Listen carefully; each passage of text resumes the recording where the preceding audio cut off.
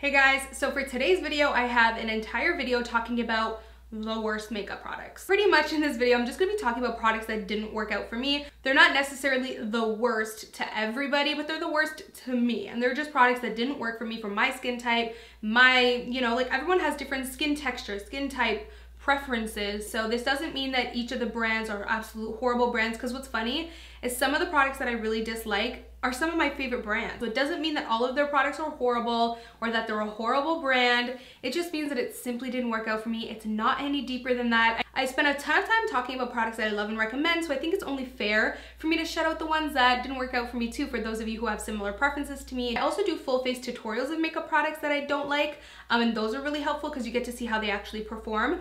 But today I figured I would just sit down and really chit chat with you guys. So one of the products that stands out the most to me when I think of like the worst product that I've tried, definitely the NYX, what is this actually called? Highlight and Contour Pro Palette.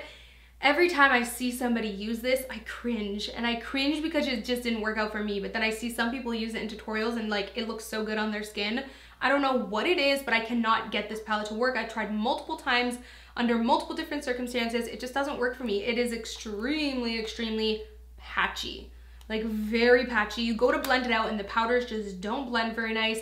The highlighting shades do work pretty well, but I just cannot get over how patchy the contour shades are. Next is another palette, and this is actually a Morphe palette. This is the 35R. So this has nothing against the quality of the shadows, because to be honest with you guys, I love Morphe's quality. They have very good quality eyeshadows, but this specific palette, the Ready Set Gold, I believe it's called, the reason why I personally find it to be like one of the worst is the color palette. So when I first saw it launch online and like all of the photos, it looked so beautiful, but in person, and even on camera, you guys can tell, like, I just feel like all the shades are so similar that you end up creating a million different variations of the same look with this palette. Like, yeah, you can create different looks, but all the looks would end up looking like really similar. And as a makeup junkie, yes, we know, okay, all these shades are different, for sure. I mean, I own like a million nude lipstick in my mind, they're all different. So I do get that these shades are different, but I don't know if you guys know what I mean. I feel like all the shades are so similar to each other that again, if you create a million looks with it, all a million looks will be like the same look with different variations. So next is another palette from the drugstore, which I actually love. Wet n Wild. They're such a good brand, which is one of the reasons why this is one of the worst palettes, is because I hold their brand to such a high standard because they never disappoint me. Like literally, favorite contour sticks is by them, favorite contour and highlight powder product is by them, favorite foundation. Like I love their products. They're an amazing drugstore brand. But this just didn't do it for me. This is their own natural Nude Awakening palette, and it just doesn't, it's just not that pigmented. The shimmers don't show up as good as you would like want them to. Some of the shades are okay, some of them are not, so just not the greatest palette. Just not what I would expect for Wet n Wild. I have like high standards for Wet n Wild. So I want to move on to a primer that just didn't work out for me. This is a super popular primer, the Milk Makeup Blur Stick. This just didn't work for me. I tried to apply this in multiple different ways, and every single time it would roll up into like little balls, and I can't have that. I can't have like little balls of primer all over my makeup. So this just didn't work for me. So next is a foundation. This is the Sephora Perfection Mist Airbrush Foundation. I actually have a a first impressions on this single product. If you guys are interested in checking it out, but this just did not work, you guys. Not the coverage that I like, but just the quality, like super patchy and really dry, not really movable and blendable. This was like a huge disappointment to me. Definitely not a product. I wouldn't even give this a second chance. Like that's how much I was like turned off by it. So next I have two concealers that were huge disappointments. This is the NARS Creamy Radiant. Is it Creamy Radiant or Radiant Creamy? Whatever. Anyways, I don't like this concealer, and I know it's a lot of people's favorites. Like a lot of people love this, but it just doesn't work for me. It's too thick and too cakey and too matte for my liking. Like I love the Tarte tape shaped concealer, and that's like a really quote unquote cakey, whatever, full coverage matte concealer.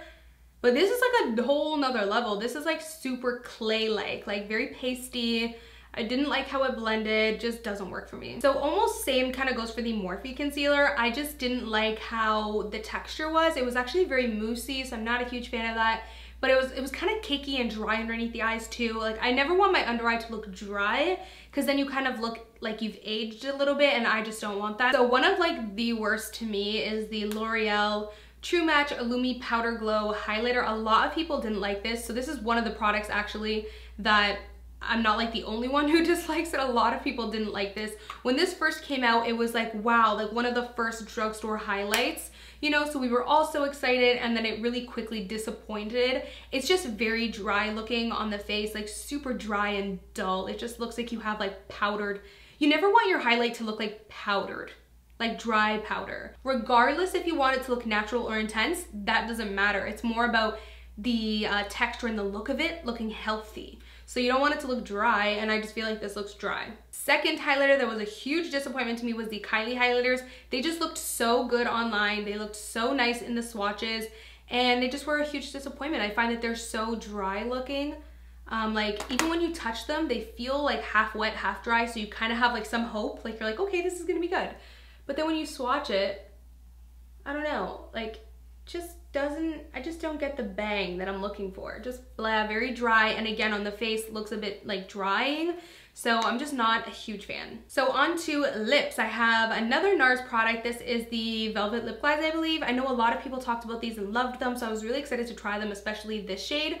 Now this shade is not as bad, but it's still just not my favorite texture, but this shade is what's really bad. This is the shade Mineshaft. This shade is stripped, by the way, but this shade Mineshaft, oh my god, you guys, the texture of it feels like cheap makeup, like super waxy, like candle wax almost. It almost kind of has the texture of a Smackers chapstick. Like when I was like 6 or 7 and I used to put Smackers chapstick from Walmart.